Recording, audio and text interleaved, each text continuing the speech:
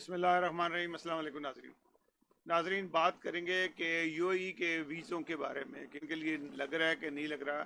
اصل بات یہ ہے کہ ویزے جو ان سے ہیں ابھی تو لگ رہے ہیں، لیکن وہ بھی سلیکٹڈ ویزے لگ رہے ہیں، بہت کم ویزے لگیں گے ایسا ایسا۔ جیسے کوئی منسٹر اپلائی کرے گا تو اس کو لگ جائے گا ویزا، بڑا آدمی اپلائی کرے گا اس کو لگ جائے گا ویزا جس کا ریکارڈ ہے۔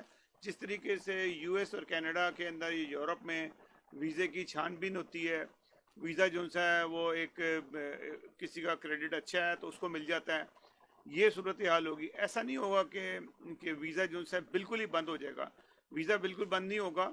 یو اے ای نے کچھ ممالک کے تقریباً 13-14 ممالک کے اوپر ایسی پابندی لگائی ہے کہ اب پہلے تو تھا کہ آپ بھیجیں اور ویزا لگ جاتا تھا، جابس کے ویزا لگ جاتا تھا، اب ایسے نہیں ہوگا۔ اب ایسا ہوگا کہ جس طرح سے امریکہ کا ویزا اپلائی آپ نے کر رہے ہیں، یا کینیڈا کا اپلائی کر رہے ہیں، یا یورپ کا کر رہے ہیں، اس کیٹیگری کے اندر جا کے آپ کو وہ آپ کے اسکور پورے ہونا چاہیے، تب ویزا لگے گا۔ ایسا نہیں لگے گا کہ کسی نے بھی اپلائی کر دیا اور ویزا لگ گیا، یا آپ نے ٹریول ایجنٹ کو دے دیا تو ویزا لگ گیا۔ یہ اسی طرف شروعات ہے کہ ایک ٹائم کے اوپر جا کے ان ممالک میں، جس طرح کہ پاکستان جس کے اندر شامل ہے، ان کے ویزے آہستہ آہستہ کم کر دیے جائیں گے، ایک دم سے کم نہیں کریں گے۔ وہ بڑے عقل مند ہیں۔ اب پہلے تو عرب اپنے دماغ سے سوچتے تھے، تو وہ جیسا سوچتے تھے وہ اس کے اندر زیادہ پاکستان کا دماغ استعمال ہوتا تھا۔ اب ان کے ساتھ اسرائیل ہے، اسرائیل کا دماغ استعمال ہوگا، اور اسرائیل ایک بڑا سمجھدار ملک ہے اس لحاظ سے کہ وہ اگلے 100 سال 200 سال کے آگے سوچتا ہے، اور وہ پلاننگ کر کے ان لوگوں کو چلائے گا۔ کیونکہ اب یہ جو عرب ممالک ہیں، یہ خالی عرب ممالک نہیں رہے ہیں، یہ اسرائیل نواز عرب ممالک ہیں۔ اب آپ کہہ سکتے ہیں جیسے پاکستان میں کہا کرتے تھے یہ یہودی لابی ہے، یہ فلاں لابی ہے، تو یہودی لابی کا کسی کو طنز کرنے کے لیے بھی کہا جاتا تھا کہ یہ یہودی لابی ہے۔ آج کا یہودی لابی بننا ایک بڑی فخر کی بات ہے۔ ہمارے بہت سارے اینکر جو سے ہیں، میں نام نہیں لیتا، آپ کو خود ہی پتہ لگ جائے گا کچھ عرصے میں، کہ بہت سارے اینکر اب یہودی لابی کا حصہ بن گئے ہیں۔ جتنے مولانا جو یہودی لابی کا پرچار کرتے تھے، ان کو یہودی لابی سے ہی پیسہ آ رہا ہے، اور پہلے بھی آتا تھا، پہلے بھی ان کو یہودی لابی سے ہی پیسہ ملتا تھا۔ آپ وہ ریکٹ چیک کر سکتے ہیں کہ فضل الرحمان کے، جماعت اسلامی کے، یہ پیسے مانگتے تھے کہ اتنے ملین ہمیں دو تو ہم نے یہ کرنا ہے، وہ کرنا ہے، ٹی وی اسٹیشن بنانا ہے، یا جماعت اسلامی کے یہ تقاضے ہوتے ہیں۔ جیسے وکی لیگ نے ساروں کو ننگا کر دیا تھا، فضل الرحمان کو بھی کیا تھا، فضل الرحمان وزیر اعظم بننا چاہ رہا تھا، یہودی لابی سے ہی اپیل کر رہا تھا نا، اور کس سے کر رہا تھا؟ یہ جتنے بھی لوگ ہیں نا آپ کو جو یہودی لابی کا پرچار کرتے ہیں، یہ اصل میں ہوتے یہودی لابی کے ہی لوگ ہیں، اور کیونکہ اس کے بغیر کا گزارا نہیں تھا، کیونکہ ان کی ایک پالیسی ہے، انہیں کہ ہمارے خلاف بولی جاؤ اور اپنا کام کری جاؤ۔ جو ہم تو مقصد یہ ہے کہ ملک میں افراتفری ہو، خانہ جنگی ہو، کوئی ایسی چیز ہو کہ جس سے حکومت مستحکم نہ ہو۔ حکومت جب مستحکم نہیں ہوتی ہے تو پھر وہ اپنا جو چاہے منمانی کام کروا سکتے ہیں، اور یہ لوگ جو ان سے ہیں، یہ نہ تو اقتدار میں آتے ہیں، یہ صرف یہ کہ تنگ کرتے رہتے ہیں حکومت میں۔ دوسری طرف ہمارے حکمران ہیں، مجھے بڑی حیرانگی ہوتی ہے عمران خان صاحب کو، آپ نے اسرائیل کو تسلیم کرنا تھا یا نہیں کرنا تھا؟ آپ اپنی ذات پہ کیوں لیتے ہیں؟ آپ ہیرو بننے کی کیوں کوشش کرتے ہیں ہر وقت؟ آپ نے 2-3 میڈیا کے پرسن کو خصوصی انٹرویو دیے، جس کے اندر آپ نے کہا جی کہ میں اسرائیل کو تسلیم نہیں کروں گا۔ آپ ایسے نہ کہیں، آپ کہیں کہ میری عوام چاہے گی تو وہ میں کروں گا۔ اپنی ذات پہ کیوں لیتے ہیں؟ آپ اپنی ذاتی دشمنی کیوں بنا رہے ہیں خواہ؟ اس کا کیا نتیجہ ہوگا کہ آپ بالکل اکیلے رہ جائیں گے۔ جن کے اوپر آپ تکیہ کر رہے ہیں انہوں نے تو اسرائیل کو مانا ہوا ہے، چین نے اسرائیل کو مانا ہوا ہے، ترکی نے اسرائیل کو مانا ہوا ہے، اور جتنے بھی باقی ممالک ہیں انہوں نے زیادہ تر لوگوں نے اسرائیل کو مانا ہوا ہے۔ ایران اور آپ اور افغانستان ہی رہ جاتے ہیں نا باقی۔ تو آپ تھوڑا عقل سے کام لیں، آپ ڈائریکٹ نہ ہوں، آپ ڈالیں عوام پہ، اسمبلی پہ ڈالیں۔ آپ کیوں اپنی ذات کے اوپر خالی لے لیتے ہیں کہ میں ساری مجھے مطلب میری جان بھی چلی جائے، جو بھی چلا جائے، میں جو ہے وہ اسرائیل کو تسلیم نہیں کروں گا؟ آپ ایسا نہ مت کہیں، آپ عوام پہ ڈالیں، اسمبلی پہ ڈالیں۔ اگر ہماری عوام چاہے گی اسرائیل کو تسلیم کرنا تو ہم مان لیں گے، یہ بات کریں، آپ ایسا نہ کریں۔ آپ اپنی ذات پہ مت لے کے آئیں، جس سے یہ کہ آپ خرابیاں پیدا ہو رہی ہیں۔ ابھی آپ کو یو اے ای کا جھٹکا لگا ہے صرف ہلکا سا، کہ انہوں نے منع بھی کیا 20، یعنی کہ اگر آپ نے وہاں پہ 1000 لوگ جو سے ہیں وہ اگر ووٹ وہ ویزے کے لیے اپلائی کر رہے ہیں، تو اگر وہاں سے 50 لوگوں کو ویزے لگ جاتے ہیں یا 100 کے لگ جاتے ہیں 1000 میں سے، تو یہ تو کوئی ریشو نہ ہوا. اس کا مطلب 10% لوگوں کو وہ ویزا دیں گے.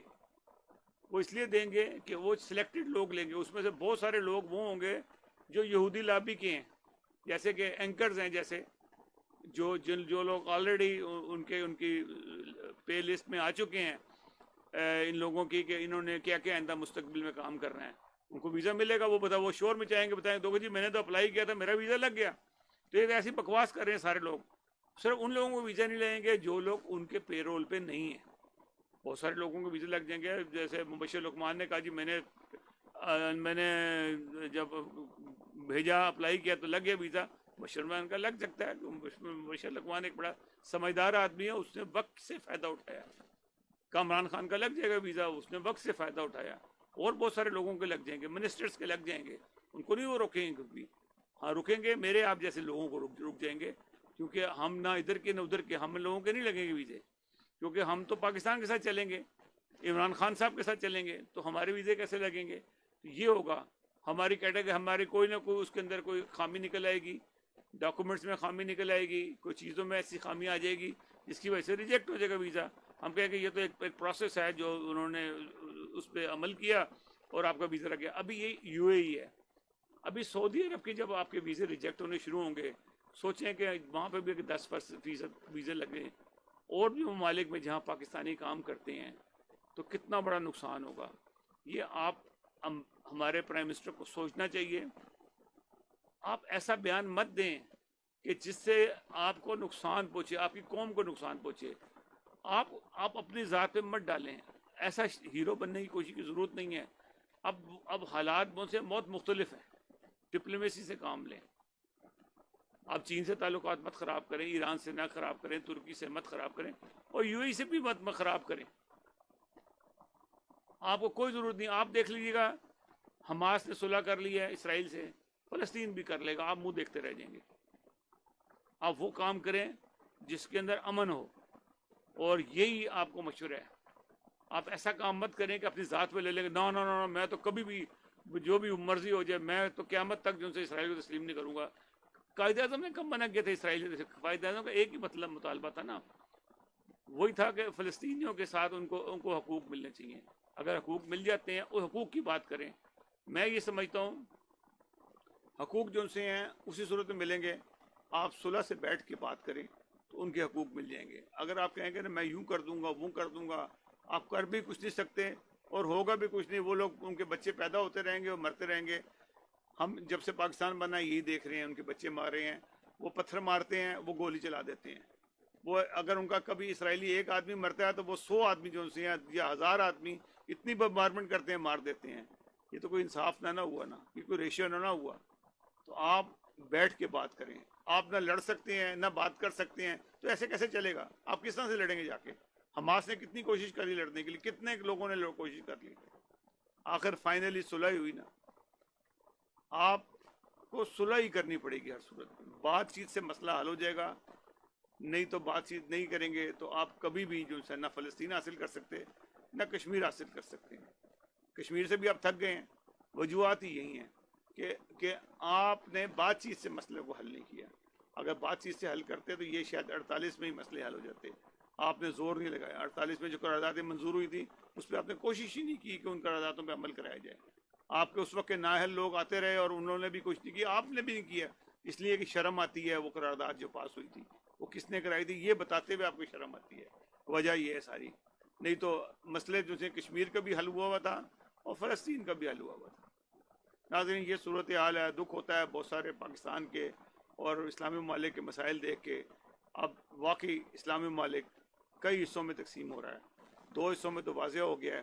عرب ملک جو سے ہیں بالکل آپ کے جو آپ کی گرپ میں تھے، آپ سمجھتے تھے کہ عربوں کا ہمارے بغیر گزارا نہیں ہے، انہوں نے آپ سے طاقتور بندہ جو ہے اس کو ہائر کر لیا ہے.